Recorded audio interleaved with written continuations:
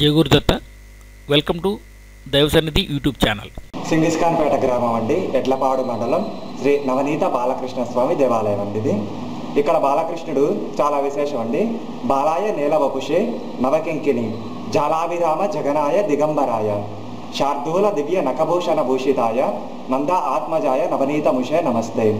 అంటే చేతిలో వెన్నముద్ద పట్టుకున్నటువంటి నవనీత బాలకృష్ణ స్వామి అండి.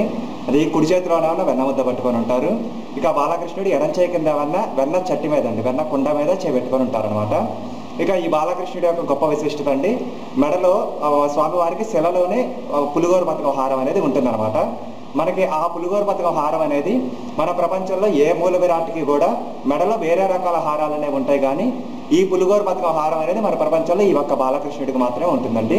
అది నా బాలకృష్ణుడి యొక్క గొప్ప విశిష్టత అనమాట.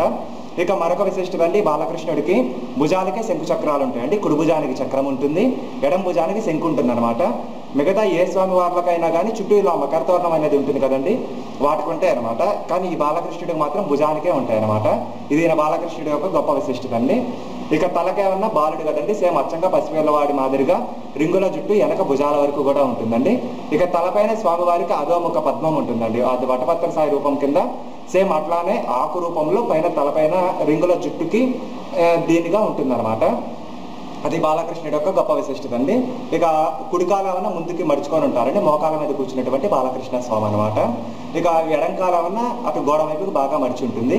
ఇక సేమ్ అచ్చంగా మన పసిపిల్లవాడి మాదిరిగా యాస్టీజ్గా అవయవాలతో సహా ఉంటారండి. స్వయంభూ వెలిసినటువంటి స్వామి. ఇక ఇటువంటి విగ్రహం మన ప్రపంచంలో ఇంకెక్కడా లేదని చెప్పేసి చాలా మంది చూసిన వాళ్ళు మనకి ఇక్కడ చెప్పడం జరిగిందండి. ఇక్కడండి ఈ బాలకృష్ణుడి యొక్క గొప్ప విశిష్టత అండి. ఇక్కడ ఈ స్వామివారు సంతానానికి చాలా మంచి ప్రసిద్ధి అండి. ఈ స్వామివారు ఇక్కడ మనకి మామూలుగా వారు ఎవరైనా సరే కొత్తగా పెళ్ళైనటువంటి వారు ఇక్కడికి వచ్చి స్వామివారికి గనక పూజ చేయించుకొని స్వామివారికి గనక వెన్న సమర్పించి వెన్న గనక నైవేద్యం గనక ఇచ్చినట్లయితే అట్లా చాలా మంది కూడా వచ్చి ఇచ్చారండి.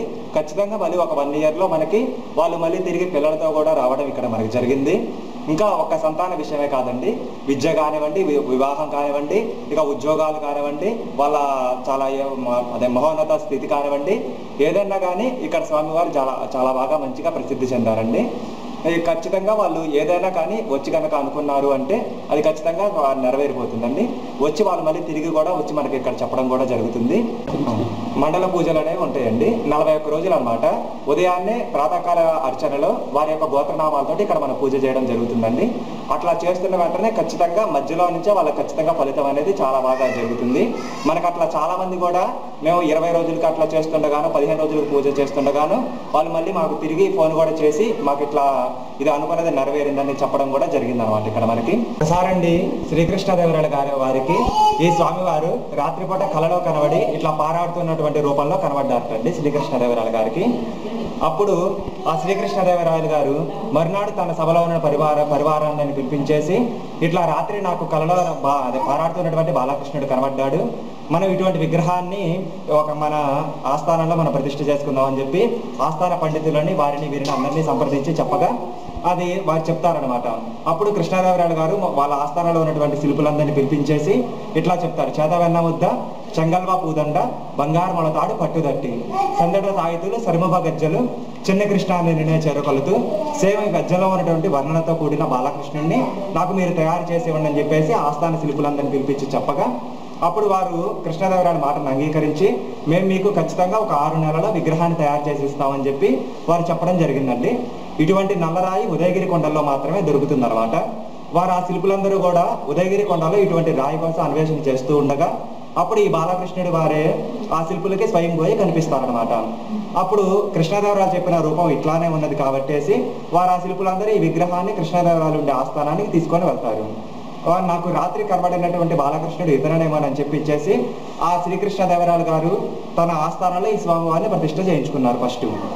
ఆ తర్వాత అండి ఇక కృష్ణదేవరాయలు తూర్పు దిగ్విజయ యాత్ర అనమాట. అంటే ఇటు తూర్పు వైపుగా కనబడినటువంటి సామ్రాజ్యాన్ని మొత్తాన్ని వారి వశం చేసుకుంటూ కొండవీడి సామ్రాజ్యం దగ్గరికి రావడం జరిగిందండి. కొండవీడి సామ్రాజ్యం దగ్గరికి వచ్చేసరికి ఇక్కడ కొండపైన మనకి 18 బురుజులు ఉన్నాయండి, కొండ చుట్టూరా కూడా. సరే ఇక వారు కృష్ణదేవరాయలు గారు వారి సామ్రాజ్యం కొండపైకి ఎటు నుంచి వస్తున్నా కానీ వాళ్ళ పైనుంచి దాడి చేయడం మొదలైందండి. సరే ఇంకా అప్పుడు తన ఆస్థానంలో ఉన్నటువంటి మంత్రి అప్పాజీని పిలిపించేసి మన కొండవీడి సామ్రాజ్యాన్ని జయించడానికి ఏదైనా ఉపాయం ఉంటే చెప్పండి అని చెప్పి వారు అడుగుతారనమాట కృష్ణదేవరాయలు. అప్పుడు తన ఆస్థాన మంత్రి అప్పాజీ కృష్ణదేవరాయలు గారికి సలహా ఇస్తారు. మనకి దొరికినటువంటి బాలకృష్ణుడికి మీరు మండలం రోజులు అంటే 41 రోజులు మీరు పూజ చేసుకోండి, ఖచ్చితంగా మీరు కొండవీడి సామ్రాజ్యాన్ని జయిస్తారని చెప్పేసి వారు అప్పాజీ గారు కృష్ణదేవరాయలు గారికి సలహా ఇస్తారు. సరే వాళ్ళు వెంటనే కబురు పంపించేసి మీరు ఇట్లా పూజ మొదలు పెట్టండి అని చెప్పి కబురు పంపిస్తారు. వారు కరెక్ట్గా 21వ రోజున పూజ అనేది చేస్తూ ఉండగా శ్రీకృష్ణదేవరాయలు గారు కొండవీడి సామ్రాజ్యాన్ని మొత్తాన్ని జయించగలిగారు. ఈ బాలకృష్ణుడి వల్లనే మన కొండవీడి సామ్రాజ్యాన్ని జయించామని చెప్పేసి కృష్ణదేవరాయలు గారు ఈ విగ్రహాన్ని మళ్ళీ అక్కడి నుంచి తీసుకొని వచ్చి ఇక్కడ కొండవీడిలో కత్తులబావి అనే గుడి ఉన్నదండి. ఆ గుడినే గోపీనాథ స్వామి ఆలయం అని అంటారు. ఆ గుడినే చీకటి కొనేరు అని కూడా అంటారనమాట. ఆ గుడిని కట్టించి ఈ విగ్రహాన్ని అక్కడ గుడిలో మళ్ళీ పునఃప్రతిష్ఠ చేయించారు కృష్ణదేవరాయలు. అట్లా వారి పరిపాలన చాలా కాలంగా జరిగిందండి. వారి పరిపాలన అయిపోయిన తర్వాత ముస్లింస్ పరిపాలన వచ్చేసరికి వాళ్ళు బాగా వికృతంగా పరిపాలన చేస్తున్నారు. విగ్రహాలు పాడు చేయడం, గుడిని కూడా పడగొట్టడం, కరవడినటువంటి గుడిని మొత్తాన్ని ధ్వంసం చేయడం అలా చేస్తుంటే ఈ విగ్రహాన్ని పాడు చేస్తారని చెప్పేసి దీన్ని అక్కడ గ్రామంలో ఉన్నటువంటి భక్తులు ఒక పాడుబడిన బావిలో వేసి భూస్థాపితం చేసేసారు ఈ విగ్రహాన్ని.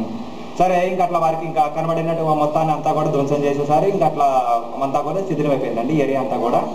ఇక అట్లానే ఈ స్వామివారు కొన్ని సంవత్సరాల పాటు భూమిలోనే ఉండిపోయారనమాట.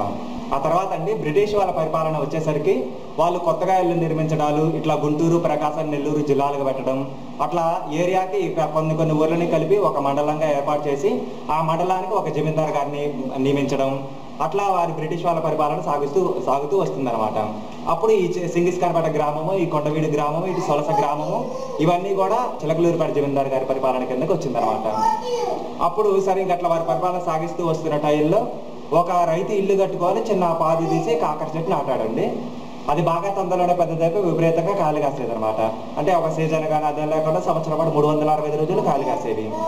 అలా అప్పుడు రైతు ఏం చేస్తాడు, ఇంకా అట్లానే కాయలు కాస్తూ ఉండేది. ఆ కాకరకాయలు అతను అమ్ముకుంటున్నాడు, బాగా డబ్బులు అనేవి కూడా బాగా సంపాదిస్తున్నాడు. అలా సంవత్సరం అయింది, 2వ సంవత్సరం కూడా గడుస్తూ ఉండగా అప్పుడు రైతుకు అనుమానం వస్తుంది అనమాట. ఇట్లా మన చెట్టు ఇట్లా కాయలు ఎందుకు కాస్తుంది, ఈ చెట్టు కింద ఏదో ఉన్నది మహత్యం అని చెప్పేసి అప్పుడు ఆ చెట్టు పాదు చుట్టూరుగా గడ్డ పలుగు పెట్టి తవ్వి చూడగా అప్పుడు ఈ బాలకృష్ణుడి వారు బయటపడ్డారండి. అతని రైతుకు భయం పుట్టేసి ఇంకా ఇక్కడ చిలకలూరుపేట జమీందారు గారండి, అప్పటి జమీందారు గారు రాజామానూరు వెంకటకృష్ణ రాయలం బహదూర్ అండి, వారికి వెళ్ళి ఆ రైతు చెప్పడం జరిగింది అనమాట. అప్పుడు ఆ జమీందారు గారు వచ్చేసి ఈ విగ్రహాన్ని చూసి, ఈ విగ్రహాన్ని చిలకలూరుపేట తన కోట అండి, అంటే అప్పుడు రాజుగారి ఉన్నటువంటి ప్లేస్ని చిలకల తోట అంటారు, ఆ తన కోటలో ప్రతిష్ఠ చేద్దామని చెప్పి ఈ విగ్రహాన్ని తీసుకెళ్తూ ఉన్నారనమాట.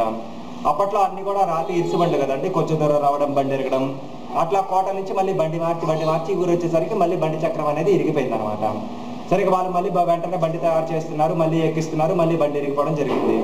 ఇంకా అట్లా వారు బండి తయారు చేసి సాయంత్రానికి వాళ్ళు కలిపొచ్చి సరే మర్నాడు మళ్ళీ మన విగ్రహాన్ని ఎట్లాగైనా తీసుకెళ్లాలనే ఉద్దేశంతో ఆ రోజు రాత్రి జమీందార్ గారు ఈ ఊర్లో ఒక చెట్టు నీడన విశ్రమించారండి ఆ రోజు రాత్రికి. సరే ఇక అప్పుడు ఈ స్వామివారు జమీందార్ గారికి స్వప్నంలో సాక్షాత్కరించి, నన్ను మీరు ఈ గ్రామం నుంచి తీసుకెళ్ళవద్దు, నేను ఇక్కడే ఉంటాను, మీకు కావాలంటే మీ కోటలోనే ఉత్తరం వైపున పున్నాక చెట్టు కింద లక్ష్మీనరసింహస్వామి విగ్రహం ఉన్నది, మీరు ఆ స్వామివారిని మీరు అనుకున్న చోట ప్రతిష్ఠ చేసుకోండి, నన్ను ఇక్కడే ఉంచానని చెప్పేసి ఈ స్వామివారి జమీందార్ గారికి కలలో కనబడి చెప్పడం జరిగిందండి. అయితే మర్నాడు జమీందార్ గారు నిద్ర లేచి తనకు వచ్చినటువంటి కళ నిజమా కాదా అని చెప్పి స్వామివారు చెప్పిన గుర్తుల ప్రకారం అక్కడ వెళ్ళి చూస్తే అక్కడ లక్ష్మీనరసింహస్వామి విగ్రహం బయటపడిందండి. ఇక ఆ స్వామివారిని అక్కడ, ఈ స్వామివారిని ఇక్కడ రెండవ రోజు ప్రతిష్ఠ చేయించారన్నమాట జమీందార్ గారు. ఈ స్వామివారిని ఇక్కడ ప్రతిష్ఠ చేయించేసి జమీందార్ గారి గుడి కట్టించి ఇప్పటికీ 350 సంవత్సరాలు అయింది. ఇక్కడ మాదండి 350 సంవత్సరాల నుంచి కూడా మాది వంశపారంపర్య అర్చకత్వం అండి. ఇక్కడ మా తాతల నుంచి కూడా వస్తుందన్నమాట.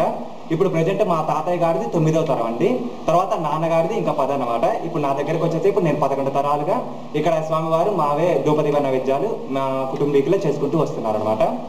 నా పేరు రాఘవేంద్ర అండి. నా యొక్క ఫోన్ నెంబరు 8464040431 అండి.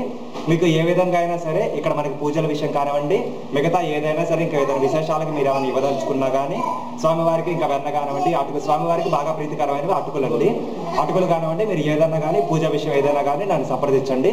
ఫోన్లో అయినా సరే నేను మీకు చెప్తాను. మీరు ఫోన్లోనే నన్ను కాంటాక్ట్ చేసినా కానీ నేను గోత్రనామాలు అనేవి రాసుకుంటానండి. ఇక్కడ మనకి మండల పూజలు కూడా ఉంటాయి. 41 రోజులు విశేషంగా ఉదయాన్నే ప్రాతకాల అర్చనలో మీ యొక్క పూజల గోత్రనామాలతోటి పూజ చేయడం జరుగుతూ ఉంటుందండి. మీరు నన్ను ఫోన్లో సంప్రదించినా సరే నేను మీకు ఎటువంటి ఇదైనా నేను చేస్తాను. ఈ స్వామివారి గుడికి రావాల్సినటువంటి దారండి. ఇది గుంటూరు జిల్లా ఎడ్లపాడు మండలం చెంగిజ్ ఖాన్పేట గ్రామం అండి. ఇక మీరు గుంటూరు నుంచి ఇటు చిలకలూరుపేట వచ్చేటటువంటి దారిలో బోయపాలెం అనే ఊరు ఒకటి ఉంటుందండి. అక్కడి నుంచి ఒక 6 కిలోమీటర్ల దూరం వస్తుందన్నమాట. ఇక ఇటు బోయపాలెం చిలకలూరుపేట వైపు ఒక దారి ఉంటుందండి. ఇంకొకటి ఇటు పెరంగపురం వచ్చే మార్గం అయితే కనుక నరసరావుపేట వెళ్ళేటటువంటి బస్సులు ఉంటాయండి ఇక్కడ మనకి. ఆ బస్సుల్లో నుంచి మనం ఇక్కడ పెరంగపురం దారి దగ్గర దిగేసి అక్కడ నుంచి ఒక 8 కిలోమీటర్ల దూరం ఉంటుందన్నమాట. ఎటు నుంచి 2 వైపులా కూడా ఈ స్వామివారి క్షేత్రానికి రావడానికి దారి అనేది ఉంటుంది. వెహికల్స్ కానివ్వండి ఏదైనా కానీ రోడ్డు మార్గం కూడా చాలా చక్కగా ఉంటుంది. ఇక్కడ ఏ టైం అయినా కానీ వాహనాలు తిరగడానికి కానీ ఎటువంటి ఇబ్బందులు అంతరాయాలు ఏవి కూడా లేవండి. ఈ స్వామివారి గుడి దగ్గరికి మీరు ఎటు నుంచి అయినా సరే రావడానికి అవకాశం ఉండదన్నమాట.